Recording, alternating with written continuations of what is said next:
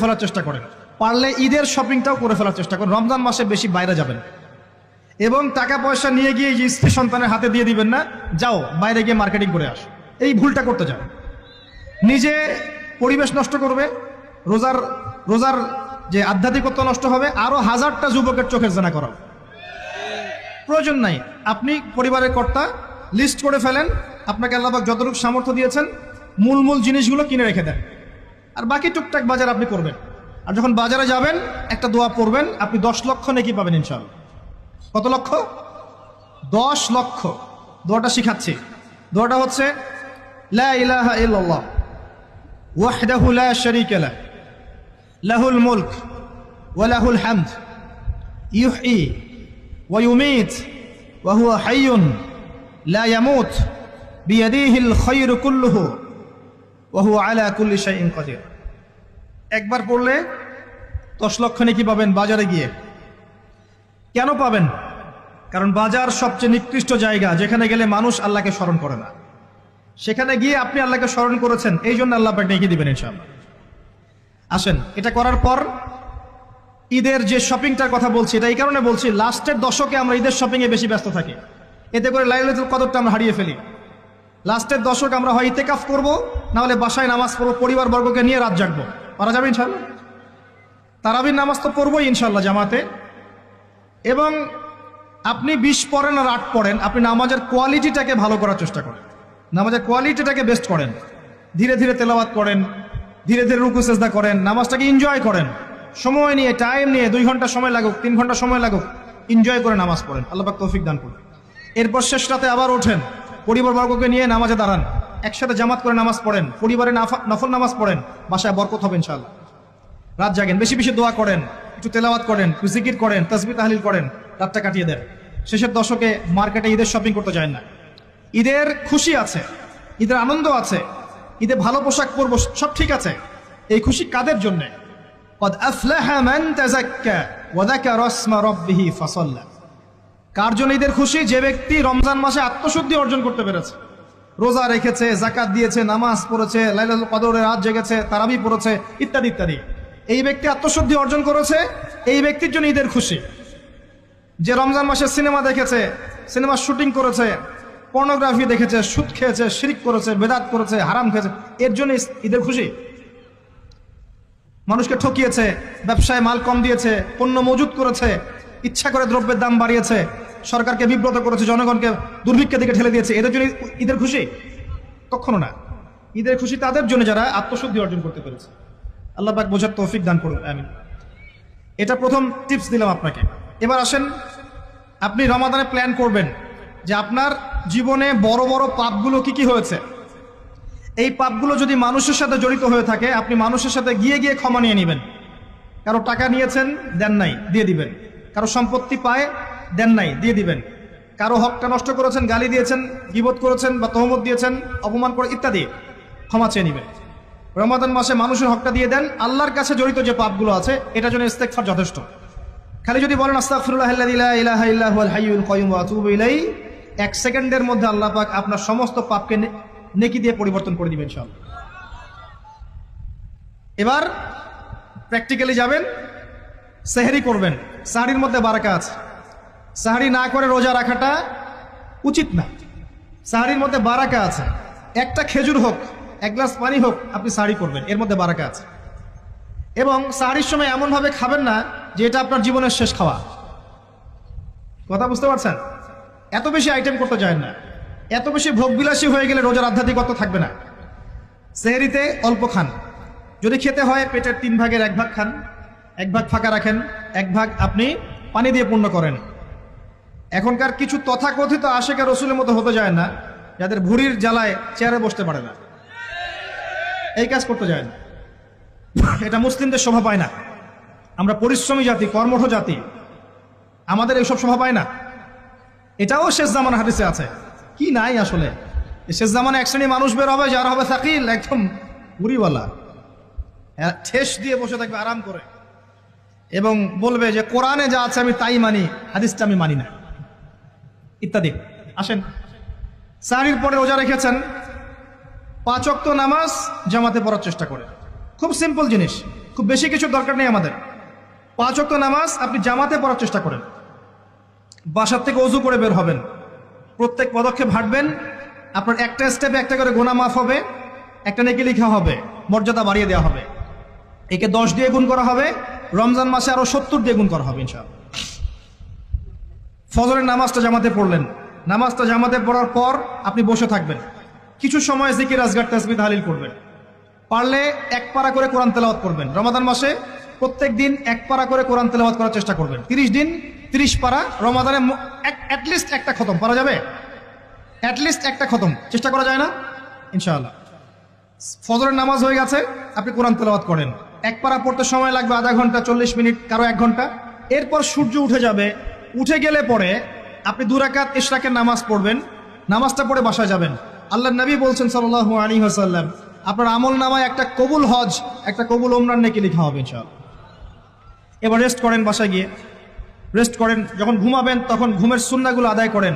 সূরা ফালাক নাস ইখলাস পড়েন, ফু দেন, দিয়ে গা মাসাহ করেন, আয়াতুল কুরসি পড়ে ঘুমান, ঘুমের দোয়া পড়ে ঘুমান, ঘুমটাও নেকি হবে ইনশাআল্লাহ।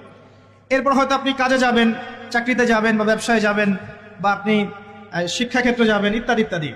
যে ক্ষেত্রেই যান না কেন আপনি মনে রাখবেন আপনি রোজাদার। যে ক্ষেত্রেই যান আপনি মনে রাখবেন আপনি রোজাদার।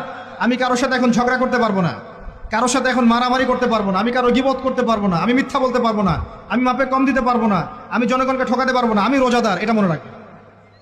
এটা মনে রাখলে পরে দেখবেন ইনশাআল্লাহ তাআলা আপনি আল্লাহকে পাচ্ছেন, আল্লাহর মাআরিফত পাচ্ছেন। খাচ্ছি না, আল্লাহর ভয় না। পানি পান করছি না, স্ত্রী সহবাস করছি না, কার ভয়ে? আল্লাহর ভয় না। এত কঠিন কাজ করার পরেও রোজার নেকি পাওয়া যাবে না যদি রোজা রাখা অবস্থায় আমি মিথ্যা বলি, মাপে কম দেই, গীবত করি, সুদ খাই, জেনা করি, ইত্যাদি ইত্যাদি। নবী সাল্লাল্লাহু আলাইহি ওয়াসাল্লাম বলেছেন সেই ব্যক্তির পানাহার ছেড়ে দেয় আল্লাহর কিচ্ছু যায় আসে না, যে ব্যক্তি রোজা রেখে অশ্লীল কাজ করেছে। মা বোনদেরকেও বলবো, রোজা রেখে যদি বেপরদায় চলেন রোজার কোনো দাম নাই। রোজা রেখেও যদি এমন কাপড় পরে চলেন যেই কাপড় পরা না পরা একই কথা, ঢাকা শহরের ফ্যামিনিস্ট মেয়েদের মতো জিন্স আর গেঞ্জি পরে ঘোরেন, রোজা রাখা না রাখা আপনার একই কথা। এটা রোজা হয়নি, উপবাস হয়েছে, উপবাস। ইকোনমিক সেকশন আমরা যারা আছি, আমরা যদি রোজা রেখেও সুদ খাই, আমার রোজা রাখা না রাখা আল্লাহর কিচ্ছু যায় আসে না। আমরা ধর্মীয় ক্ষেত্রে যারা আছি, জানা অনুযায়ী আমল যদি না করি, দিনকে দুনিয়ার স্বার্থে ব্যবহার করি, আমাদের রোজা রাখা না রাখায় কিছু যায় আসে না। আমরা যদি মিথ্যা বলি, অন্যের গীবত করি, অশ্লীল কাজ করি, গার্লফ্রেন্ডের সাথে সময় কাটাই, ওর সাথে কফি খেতে যাই, ডেটিং করতে যাই, এই যে ফেসবুকের মাধ্যমে চ্যাটিংয়ে প্রেম করি, ইউটিউবে অশ্লীল ভিডিও দেখি, পর্নোগ্রাফি দেখি, ইত্যাদি ইত্যাদি, এইসব রোজা রাখা না রাখা আল্লাহর কিচ্ছু যায় আসে।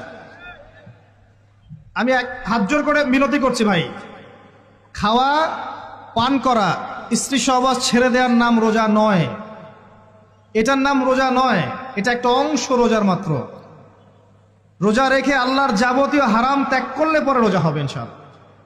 এই কাজগুলো করার চেষ্টা করি, আল্লাহ পাক তৌফিক দান করুন। রোজা রাখা অবস্থায় আপনি বেশি বেশি জিকির করবেন। কি করবেন? সুবহানাল্লাহ পড়বেন, আলহামদুলিল্লাহ পড়বেন, আল্লাহু আকবার পড়বেন, লা ইলাহা ইল্লাল্লাহ পড়বেন, লা হাওলা ওয়ালা কুওয়াতা ইল্লা বিল্লাহ পড়বেন, হাসবিয়াল্লাহু ওয়া নি'মাল ওয়াকিল, সুবহানাল্লাহি ওয়া বিহামদিহি, সুবহানাল্লাহিল আযীম, সুবহানাল্লাহিল আযীম ওয়া বিহামদিহি পড়বেন, আস্তাগফিরুল্লাহ ওয়া আতুবু ইলাইহি, আস্তাগফিরুল্লাহ ওয়া আতুবু ইলাইহি পড়বেন, লা ইলাহা ইল্লাল্লাহ ওয়াহদাহু লা শারীকা লাহু লাহুল মুলকু ওয়া লাহুল হামদু ওয়া হুয়া আলা কুল্লি শাইইন কাদির। পারা যাবে না ইনশাআল্লাহ? বেশি বেশি পড়বেন। আরেকটা কাজ করবেন, প্রতিটা কাজ নবী সাল্লাল্লাহু আলাইহি ওয়াসাল্লামের সুন্নাহ মাফিক করার চেষ্টা করুন। সুন্নাহ মাফিক, খাচ্ছেন তার সুন্নাহ মাফিক, টয়লেট করছেন তার সুন্নাহ মাফিক, ঘুমাচ্ছেন তার সুন্নাহ মাফিক। সুন্নাহর বইগুলো আছে না বাজারে, কিনে নেবেন, কিনে নিয়ে দেখবেন প্রতিটা কাজ কিভাবে করলে সুন্নাহ হবে। এই কাজগুলো করতে গিয়ে আপনাকে গভর্নমেন্ট বাধা দিবে, বিশ্বের পরাশক্তিরা বাধা দিবে, আপনাকে কি কেউ পিটাবে এগুলো করলে, জেল খাটাবে? এগুলো আমাদের ব্যক্তি স্বার্থের ব্যাপার, ইচ্ছা করলেই করা যায়। এই ইচ্ছাটা আল্লাহ পাক আমাদের অন্তরে জাগ্রত করুন, আমিন। একটা কাজে কথা বলবো, নর্মালি আমরা ফরজগুলোতে বেশি ফোকাস করি, ফরজ ওয়াজিবে। রমজান মাসের সুন্নত মোস্তাহাবেও ফোকাস করতে হবে। রমাদানে একটা নফল আপনাকে ফরজের নেকি দিয়ে দিবে ইনশাল্লাহ, রমাদান একটা সুন্নাহ আপনাকে ফরজের নেকি দিবে ইনশাল্লাহ। রমজান মাসে শুধু ফরজ নয়, একটু সুন্নাহ সালাতগুলো, নফল সালাতগুলো একটু বেশি বেশি পড়ার চেষ্টা করি, আল্লাহ পাক তৌফিক দান করুন। স্পেশালি একটা কাজ করার চেষ্টা করতে পারি, ওযু যখন ভেঙে যায় টয়লেট করলেন, অজু ভেঙে গেল, সাথে সাথে হালকা করে অজু করে ফেলার চেষ্টা করেন, সবসময় পবিত্র থাকার চেষ্টা করেন। বেলাল আল হাবাশি নাম শুনেছেন? রাদিয়াল্লাহু আনহু। নবী সাল্লাল্লাহু আলাইহি ওয়াসাল্লাম বলছেন, আমি যখনই জান্নাতে গিয়েছি বেলাল তোমার পায়ের শব্দ শুনেছি। সুবহানাল্লাহ। যেই বেলালকে উত্তপ্ত মরুভূমিতে শুয়ে নির্যাতন করা হচ্ছে সেই বেলাল বলছেন আহাদুন আহাদ। সেই বেলাল রাদিয়াল্লাহু আনহুর নামে শানে সূরা নাজিল হচ্ছে কুল হুয়াল্লাহু আহাদ। ওই বেলাল রাদিয়াল্লাহু আনহুকে নবী সাল্লাল্লাহু আলাইহি ওয়াসাল্লাম বলছেন, যখনই জান্নাতে যাই তোমার পায়ের আওয়াজ শুনি, তুমি কি এমন আমল করো যার কারণে এই মর্যাদা তোমার? বেলাল রাদিয়াল্লাহু আনহু বলছেন, আমি তো স্পেশাল তেমন কোনো আমল করি না, আপনারা যা করেন আমিও তাই করি, তবে আমার যখনই ওযু ভেঙে যায় আমি ওযু করি, আর আমি ওই ওযু দিয়ে 2 রাকাত নামাজ পড়ি। এটাকে তাহিয়াতুল ওযুর নামাজ বলে। রমজান মাসে করার চেষ্টা করি, আল্লাহ পাক তৌফিক দান করুন। আমরা অনেকে মসজিদে যাই, ধাপ করে বসে পড়ি, করি না কাজটা? মসজিদে গিয়েছি, ধাপ করে আগে বসে পড়ি। মসজিদে গিয়ে 2 রাকাত নামাজ পড়ে বসা সুন্নত। মিনিমাম 2 রাকাত নামাজ পড়ে বসলে আপনি তাহিয়াতুল মসজিদের নেকি অর্জন করলেন, মসজিদের হকটা আদায় করলেন। ওই জায়গা আপনার জন্য সেজদার সাক্ষী থাকলো, কিয়ামতের মাঠে আপনার পক্ষে সাক্ষী দিবেন ইনশাআল্লাহ। এই সুন্নাহগুলো আমরা চর্চা করার চেষ্টা করি রমজান মাসে। রমজান মাসে দাড়িটা ছেড়ে দেন, দাড়িটা ছেড়ে দেন। এটা একমাত্র ভিজিবল সুন্নাত, দৃশ্যমান সুন্নাত, যেটা আপনার সাথে কবরে যাবে। যখন কাফন দেয়া হবে তখন দেখা যাবে না আমার সাথে আর কোন কোন সুন্নাহ আছে, এই একটা সুন্নতই দেখা যাবে আমার সাথে কবরে যাচ্ছে। কথা কি বুঝতে পারছেন? আর এটাকে আমরা এখন যত পারি মেয়ে হওয়ার চেষ্টা করছি। নবীজি বলেছিলেন শেষ জামানায় ছেলেরা মেয়েদের পোশাক পরবে, মেয়েরা ছেলেদের পোশাক পরবে। দেখবেন মেয়েরা এখন ফর্মাল পোশাক পরছে, জিন্সের গেঞ্জি পরে ঘুরছে, আর ছেলেরা ক্লিন শেভড। ছেলেরা মেয়েদের মতো গাল বানাচ্ছে। আর কোন সাইনের জন্য অপেক্ষা করছেন? নবীজি বলেছিলেন উঁচু উঁচু বিল্ডিং নির্মাণের প্রতিযোগিতা করা হবে। একবার এয়ারে ঢাকার কাছাকাছি আসবেন, এয়ারে তো সফর করেছেন আপনারা অনেকেই। যখন এয়ার ফ্লাই করে, টেক অফ করে বা ল্যান্ড করে, তখন ঢাকার কাছাকাছি, তখন উপর থেকে আপনি ঢাকাকে দেখবেন। কেন বলেছি this is the city of Akhiruzzaman? কেন বলেছি? নবীজি বলেছেন কিয়ামতের 2টা মেজর সাইন, 2টার মধ্যে একটা হচ্ছে